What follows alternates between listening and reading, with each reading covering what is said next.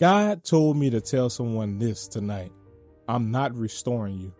And you keep asking me to bring back what you lost and fix what was broken and try to bring back people who already left. I'm redefining you because the things that you lost was a part of who you used to be. I'm trying to anoint who you're becoming.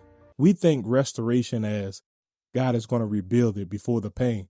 But God said he's going to take it away because he can't bless what your character was. He hears your prayers and he hears you in that moment of silence where you are sitting in your room in darkness and asking God, see that old version of you couldn't handle the season that you are currently in. And God continues to show you that the old version of you can't handle what he's putting you through. It requires for maturity. It requires for you to have this redefinition. He's shaping your character, your mind, and your spirit. Because if he give you back what you lost before he actually mature you, but God said it can't go back to how it used to be. And this is a spiritual revelation for somebody that needs to hear this.